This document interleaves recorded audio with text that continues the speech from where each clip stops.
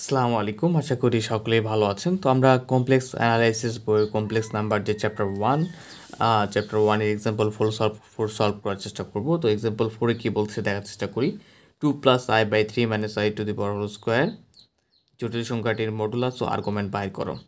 তো এটার আমরা খুব সহজেই মডুলাস এবং আর্গুমেন্ট বের করতে পারবো ইনশাল্লাহ। আমরা ধীরে ধীরে এটাকে সমাধান করার চেষ্টা করি খুব সহজভাবে। তো প্রথমত আমাদের এখানে কী দেওয়া আছে, 2 + i/3 -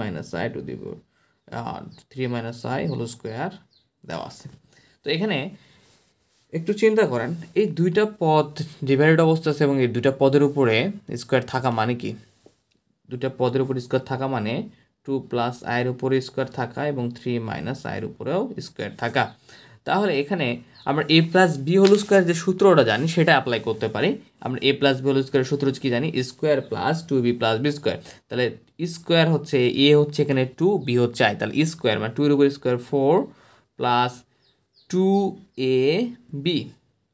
2a হচ্ছে আমাদের কি স্কোয়ার প্লাস 2ab, 2 হচ্ছে আমাদের সূত্র 2 এবং a হচ্ছে এর মান 2, b এর মান i প্লাস b², b মানে হচ্ছে i এর উপরে স্কোয়ার।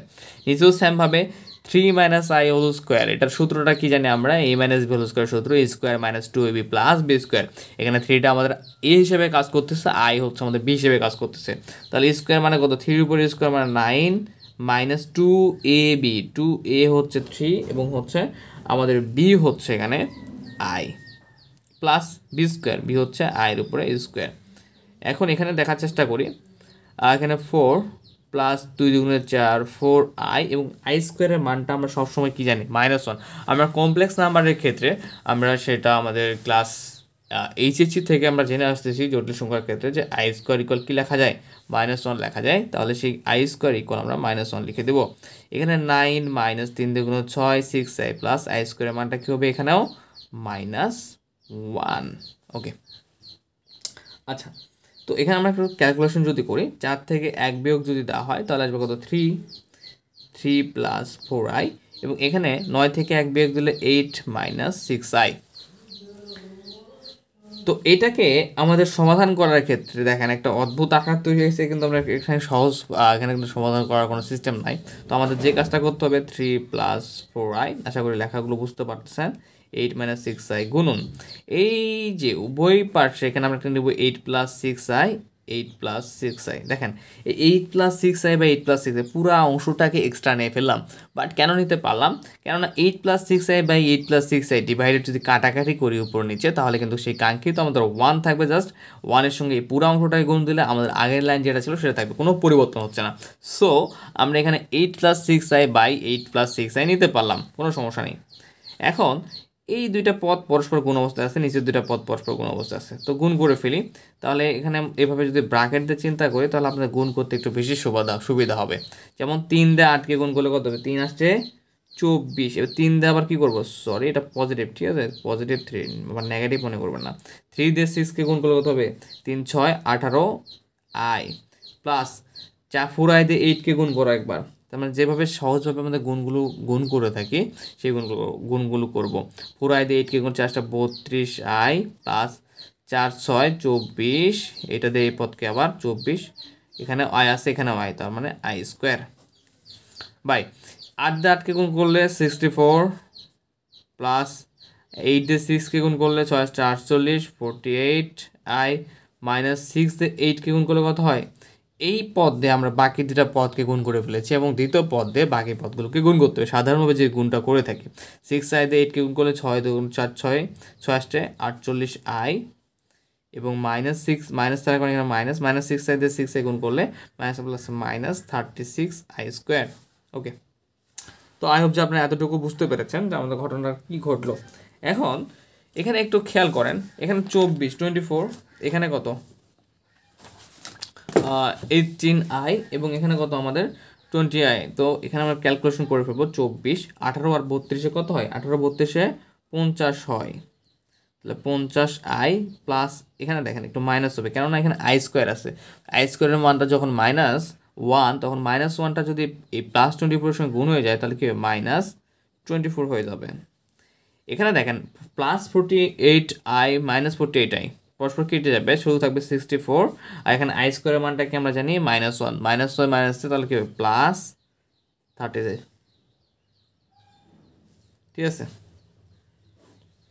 এখানে পজিটিভ এবং নেগেটিভ 24 কেটে যাবে, শুধু থাকবে 50i এবং নিচে থাকবে 64 + 36 কত হয় 100, তাই না? তো এখানে 50 যদি 100-এর সঙ্গে কাটাকাটি করা হয় তাহলে কত থাকবে, জাস্ট i/2, কেননা 50 100-এর ভিতরে কতবার কাটাকাটি যায়, 2বার, 50 দিয়ে 100 কে কাটলে 2 থাকে, i/2 থাকে শুধু। তো আই হোপ যে এতটুকু আপনার অংশ খুব সুন্দরভাবে ক্লিয়ার। এখন মডুলাস নির্ণয় করতে হবে। আমরা মডুলাস নির্ণয় করার সময় আমরা মডুলাস নির্ণয়ের যে সূত্রগুলো জানি, আই হোপ সকলেরই মনে আছে যে আমরা শিখেছিলাম যদি জেড একটা যদি জটিল সংখ্যা হয়ে থাকে, জেড যদি একটা জটিল সংখ্যা হয়ে থাকে সেটা মডুলাসটা কীভাবে নির্ণয় করতে হয়, জেড মডুলাস এই এক্সের উপর √(x) স্কোয়ার প্লাস এই যে আই সহগ আছে আয়ের উপরে সহগের উপরে স্কোয়ার। তো এখানে আমরা কি কল পেলাম আসলে মানটা, এখানে পেলাম আমরা 2 + i হোল স্কোয়ার বাই পুরাটার উপরে 3 - i উপরে হোল স্কোয়ারের উপরে। আমরা যে প্রশ্নটা দেখি আমরা কিন্তু এই জিনিসটার মান পেলাম। তাহলে এটা যদি এখন মডুলাস নির্ণয় করতে যাই, জাস্ট একটু মিস্টেক হয়ে গেছে যে আমরা কিন্তু এটা এখানে লিখছি, জাস্ট বুঝতে সমস্যা হলে দেখে নেবেন 2 + i বাই 3 - i উপর হোল স্কোয়ার। তো এখানে দেখেন আমরা এখন এটার মডুলাস নির্ণয় করতে হবে। তাহলে এটার মডুলাস নির্ণয় করতে গেলে এটাকে আমরা কী করবো, মডুলাস দ্বারা চিহ্নিত করে দেবো। তার মানে এই i/2 যে জটিল সংখ্যাটা আমরা দেখতে পাচ্ছি এর মডুলাস নির্ণয় করতে হবে। অতএব মডুলাস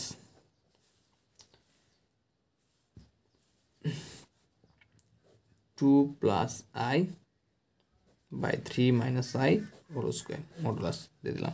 তার মানে কার মডুলাস নির্ণয় করতে হবে, এই যে i/2 এর, এটার মান যেহেতু i/2। তো এখানে দেখেন আমরা জানি জটিল সংখ্যা ছাড়া কিন্তু আমরা মডুলাস সাধারণত নির্ণয় করতে পারি না।